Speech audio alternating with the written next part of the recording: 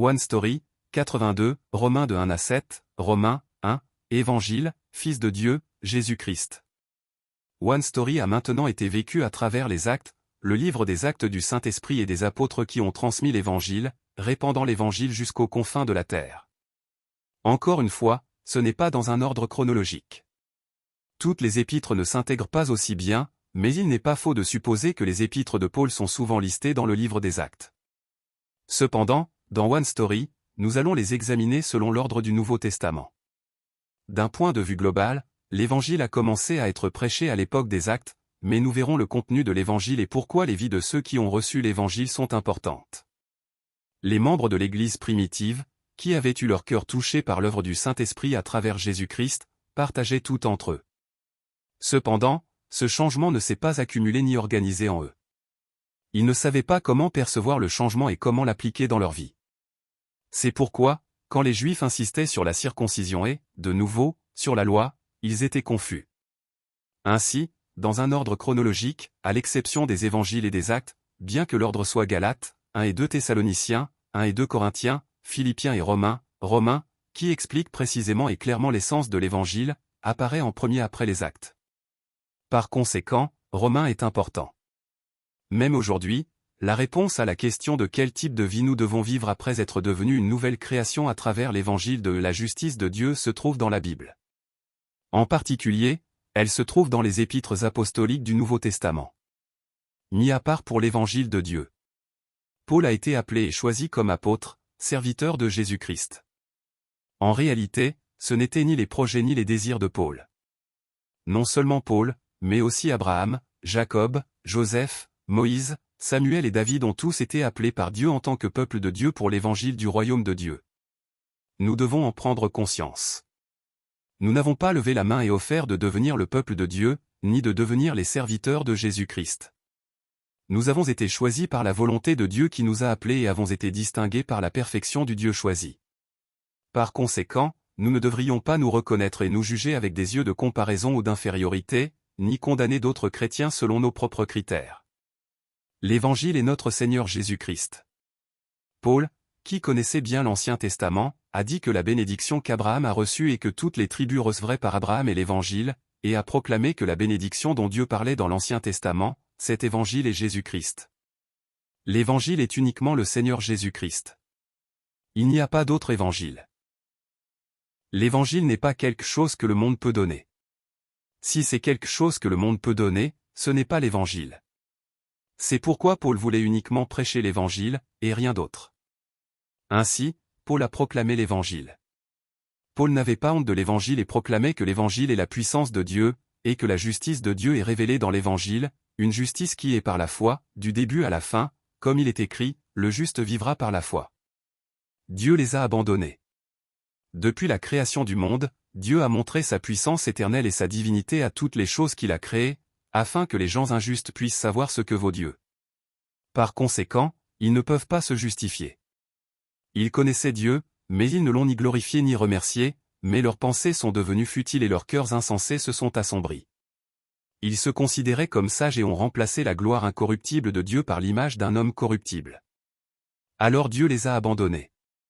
Dieu les a laissés dans les désirs pécheurs de leur cœur, dans des passions honteuses, et comme ils ne jugeaient pas dignes de conserver la connaissance de Dieu, il les a livrés à un esprit dépravé, pour faire ce qui ne se fait pas. Ils connaissent le décret juste de Dieu que ceux qui font de telles choses méritent la mort, et non seulement ils continuent à faire ces choses, mais ils approuvent aussi ceux qui les pratiquent. Dieu rendra à chacun selon ce qu'il aura fait. À ceux qui, persévérant dans le bien, cherchent gloire, honneur et immortalité, il donnera la vie éternelle, mais pour ceux qui cherchent leur propre intérêt et rejettent la vérité, il y aura colère et fureur.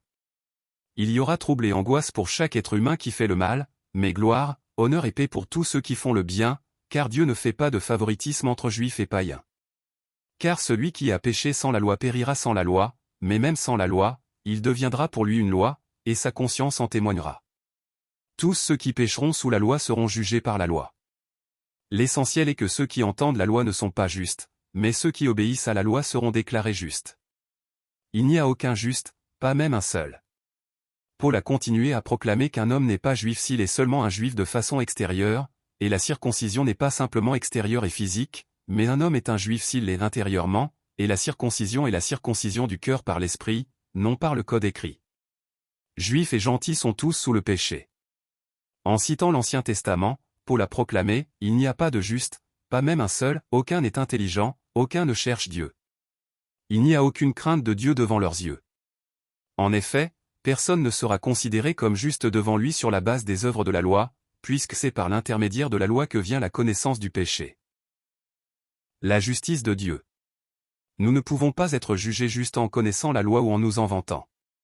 Cela est dû au fait que personne ne peut garder toutes les lois, et personne ne peut les garder même dans son cœur. Par conséquent, devant la loi, tous sont pécheurs, et tous les pécheurs doivent mourir. Ainsi, pour sauver le pécheur, une autre justice est nécessaire en plus de la justice de la loi, et c'est la justice de Dieu. La justice de Dieu a reçu le témoignage de la loi et des prophètes, et vient par la foi en Jésus-Christ à tous ceux qui croient. Parce que tous ont péché et sont privés de la gloire de Dieu, et tous sont justifiés gratuitement par la grâce de Dieu, par la rédemption qui est en Jésus-Christ. Plutôt, nous affirmons la loi. Un pécheur qui réalise son incapacité et son impossibilité devant la loi cherchera un sauveur. La justification comme juste ne peut être obtenue que si c'est la justice de Dieu qui est sans discrimination, si c'est la rédemption de Jésus-Christ, le véritable sauveur, et si c'est la grâce de Dieu. C'est uniquement par le mérite de Jésus-Christ. Par conséquent, les pécheurs qui se tiennent devant le mérite de Jésus-Christ n'ont rien dont ils puissent se vanter. C'est parce qu'ils sont justifiés uniquement par la loi de la foi. Alors, la loi doit-elle être annulée? Non. Plus nous réalisons et comprenons la grande grâce de Dieu, plus nous resterons fermement sur la loi qu'auparavant en tant que ceux qui ont reçu la grâce. Ce n'est pas pour être justifiés, mais la gratitude pour la justification nous encourage à nous tenir devant la loi. Si le peuple de Dieu est sauvé par la grâce parfaite de Dieu, il établira sûrement la loi plus fermement pour la vie du peuple de Dieu, les enfants de Dieu. Mais à travers la justice qui vient par la foi. Paul proclama une fois de plus aux Juifs la justice par la foi, et non la justice de leur loi, prenant Abraham, l'ancêtre de leur foi, comme exemple. Abraham fut justifié non par ses œuvres, mais par la foi. De la même manière qu'il est une grâce qu'un homme ne travaille pas mais reçoit son salaire, il est une grâce de justifier une personne infidèle. C'est ce que David a dit, « Heureux ceux dont les fautes sont pardonnées et dont les péchés sont couverts, heureux l'homme à qui le Seigneur ne tient pas compte de son péché. » Et tout comme Abraham fut reconnu juste et circoncis par le signe de son sceau, cette bénédiction est la même pour nous qui serons considérés comme justes, descendants de sa foi qui suivons les traces de la foi d'Abraham. Mais il ne faut pas manquer deux choses ici. Premièrement, avant Romains 4, Paul proclame clairement dans le chapitre 3, cela signifie-t-il donc que, par l'intermédiaire de la foi, nous annulions la loi? Certainement pas. Au contraire, nous confirmons la loi.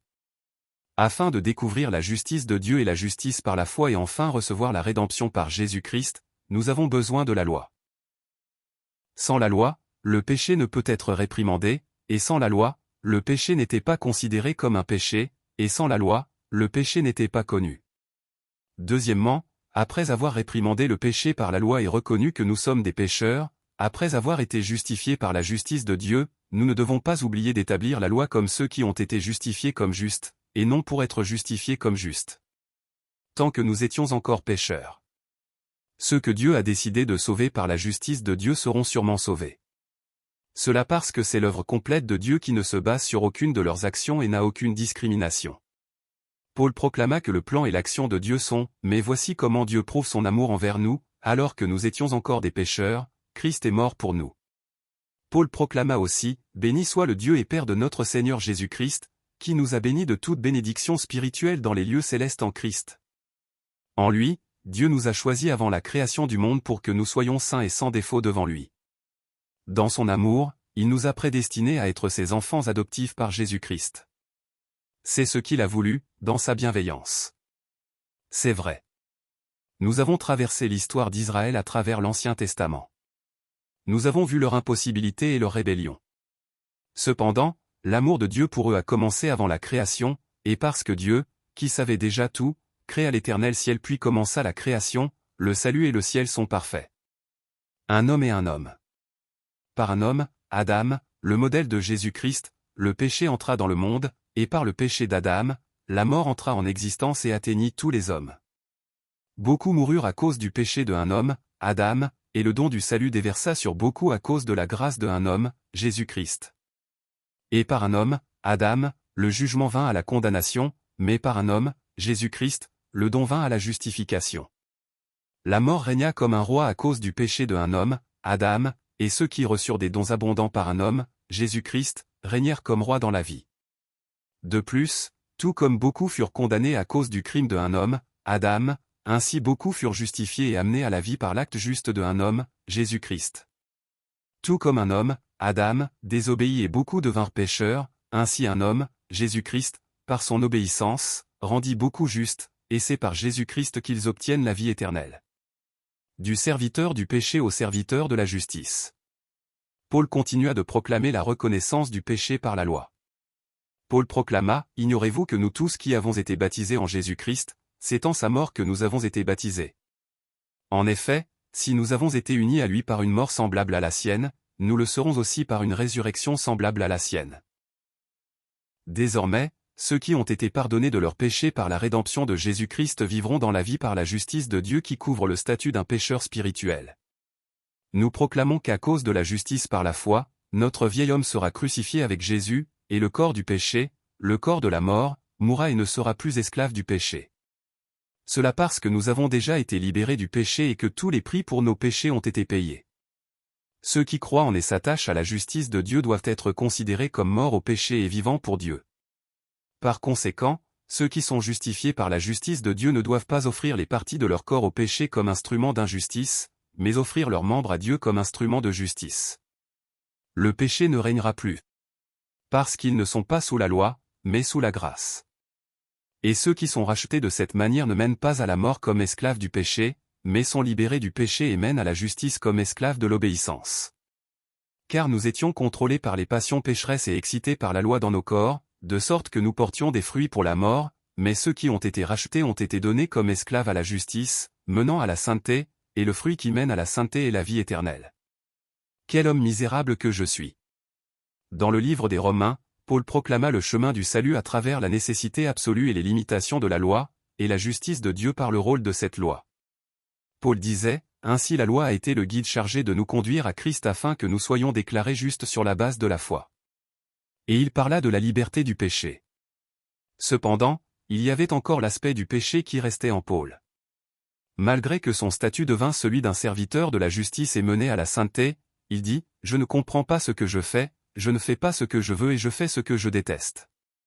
16 Or, si je fais ce que je ne veux pas, je reconnais par là que la loi est bonne. En réalité, ce n'est plus moi qui agis ainsi, mais le péché qui habite en moi. » Nous devons être bien conscients de cela. La justice de Dieu dont Paul parlait jusqu'ici est la justice de la foi qui accepte uniquement la rédemption par Jésus-Christ par la foi. L'existence n'a pas changé par la foi. Il est toujours un pécheur. Il est toujours un pécheur, mais devenu juste. C'est pourquoi c'est une justice justifiée, et non une justice d'existence. Son statut a changé, mais ses habitudes sont encore les mêmes. Il semble que ce soit le processus de haut et de bas, du statut d'un enfant, la vie d'un pécheur. Mais maintenant, les Israélites, représentés par les apôtres, vivent la vie des étrangers en route pour la maison. Mais néanmoins, ce n'est pas parfait. Sur cette terre, nous ne pouvons être libres de la convoitise de nos péchés jusqu'à la dernière minute. Nous sommes juste libres des conséquences du péché. Nous ne devons pas confondre cela. Nous sommes des pécheurs appelés justes, libérés de la mort, la conséquence du péché, mais toujours sous l'influence du péché. Ainsi, Paul livra un dur combat intérieur. Ce combat n'était pas celui de être un enfant de Dieu ou non. Ce combat n'était pas celui de parvenir à la vie éternelle ou non. Ce combat est un conflit où l'apôtre, qui n'avait pas de paix intérieure à travers la loi, échappa aux limites de la loi et devint enfin un enfant de Dieu par la justice de Dieu, mais ne pouvait toujours pas vivre une vie totalement d'enfant de Dieu. La foi est claire et la rédemption par Jésus-Christ est claire, mais la vie sur cette terre est encore instable et vacillante. C'est comme lorsque les Israélites entrèrent en Canaan, la terre conduite par Dieu, et la conquirent clairement, mais elle n'était pas complètement conquise. C'est comme vivre comme maître dans la terre de Canaan, mais encore éprouver des difficultés à cause des tribus qui sont encore présentes. C'était clairement déjà acquis, mais pas encore complètement. Ainsi, Paul se lamenta, en effet, je sais que le bien n'habite pas en moi, c'est-à-dire dans ma nature propre, j'ai la volonté de faire le bien, mais je ne parviens pas à l'accomplir. En effet, je ne fais pas le bien que je veux mais je fais au contraire le mal que je ne veux pas. Or, si je fais ce que je ne veux pas, ce n'est plus moi qui le fais, mais le péché qui habite en moi. Je découvre donc cette loi, alors que je veux faire le bien, c'est le mal qui est à ma portée. En effet, je prends plaisir à la loi de Dieu, dans mon être intérieur, mais je constate qu'il y a dans mes membres une autre loi, elle lutte contre la loi de mon intelligence et me rend prisonnier de la loi du péché qui est dans mes membres. Malheureux être humain que je suis. Qui me délivrera de ce corps de mort?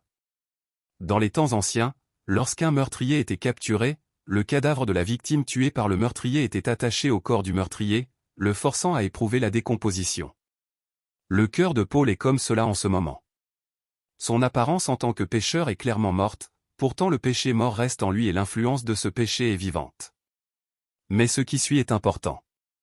Au même moment que ce désespoir de sa condition s'intensifie, Paul trouve une réponse, non pas dans l'action d'un pécheur, mais dans le salut de Dieu. Paul s'écria, « J'en remercie Dieu, c'est possible par Jésus-Christ notre Seigneur. » Il s'est rendu compte. Paul ne pouvait pas trouver un espoir vivant tant qu'il ne connaissait pas la justice de Dieu, mais lui, qui était devenu un serviteur de la justice à cause de la justice de Dieu, était désespéré par l'apparence de lui-même, incapable de vivre en tant que serviteur de la justice plus complet à cause de l'influence du péché qui restait en lui. Cependant, il était reconnaissant d'avoir un espoir vivant. Il y aura de telles imperfections jusqu'à la fin de la vie sur cette terre pendant un certain temps, mais néanmoins, parce que la conclusion finale, le dénouement, et la victoire, c'est l'espoir et la joie, et non le désespoir. Même si la perfection n'est pas atteinte dans la vie qui reste pendant un certain temps, même si un croyant atteint la justice de Dieu par la grâce de Dieu, il y a une lutte spirituelle sans fin. Néanmoins, l'histoire du zèle de Dieu pour finalement donner la victoire, l'histoire complète qui a déjà commencé avec la victoire, cet évangile, l'histoire de Jésus-Christ, continue.